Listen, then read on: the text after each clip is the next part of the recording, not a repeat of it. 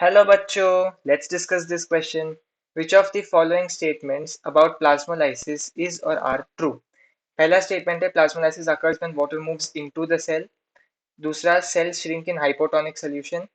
तीसरा if the external solution balances the osmotic pressure of the cytoplasm it is said to be isotonic. Options है 1 only, B 2 only, C 3 only, D 1 and 2 only या E 2 and 3 only. इस question को solve करने का जो की concept है वो है आपकी प्लाज्मोलाइसिस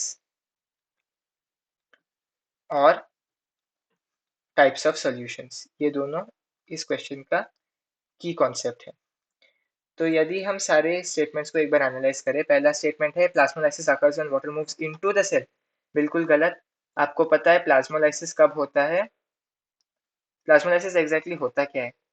प्लाज्मोलाइसिस होता है श्रिंकेज ऑफ प्रोटोप्लाज्म, और आप कह सकते हैं सेल मेम्ब्रेन, जो कि प्रोटोप्लाज्म का ही हिस्सा है, अवे फ्रॉम सेल वॉल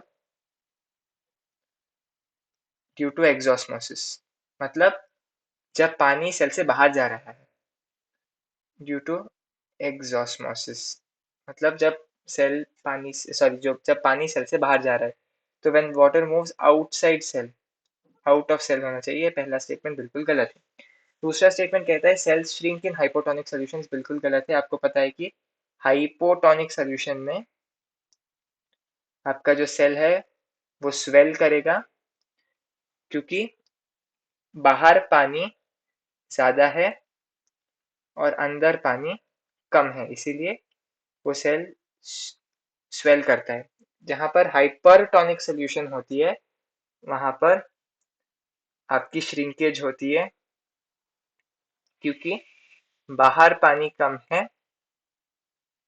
और अंदर पानी ज्यादा है, तो इसीलिए सेल श्रिंक कर जाता है। तो दूसरा स्टेटमेंट भी बिल्कुल गलत है। अभी यदि हम तीसरा स्टेटमेंट देखें, तीसरा स्टेटमेंट कहता है जब एक एक्सटर्नल सोल्यूशन बैलेंस करता है osmotic pressure of cytoplasm it is said to be isotonic. ये बिल्कुल सही है। हम जब कहते हैं आइसोटोनिक सोल्यूशन, आइसोटोनिक सोल्यूशन इसका मतलब क्या है? Concentration of solution is equal to concentration of cell. तो इसकी वजह से जो पानी का मूवमेंट है वो इक्वल हो जाता है। एक और तरीका होता है आइसोटोनिक सोल्यूशन को डिफाइन करने का।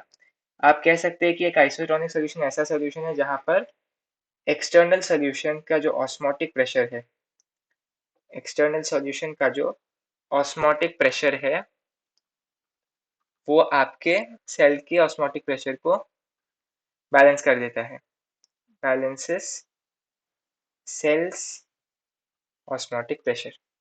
तो ये बिल्कुल सही स्टेटमेंट है। तो हमने क्या देखा? हमने देखा कि प्लाज्मोलाइसिस क्या है? Shrinkage of protoplasm away from cell wall due to exosmosis. हमने क्या देखा? दूसरा, हाइपोटोनिक सोल्यूशन में सेल्स स्वेल करते हैं और हाइपरटोनिक सोल्यूशंस में सेल श्रिंक करता है। और आइसोटोनिक सोल्यूशन क्या होता है? एक ऐसा सोल्यूशन जिसकी कॉन्सेंट्रेशन सेल के कॉन्सेंट्रेशन के बराबर हो। और एक दूसरा मेथड होता है आइसोटोनिक सोल्यूशन को डिफाइन करने का। आइसोटोनिक सोल्यूशन एक ऐसा एक्सटर्नल सोल्यूशन है जिसका ऑस्मोटिक प्रेशर बैलेंस करता है सेल के ऑस्मोटिक प्रेशर को।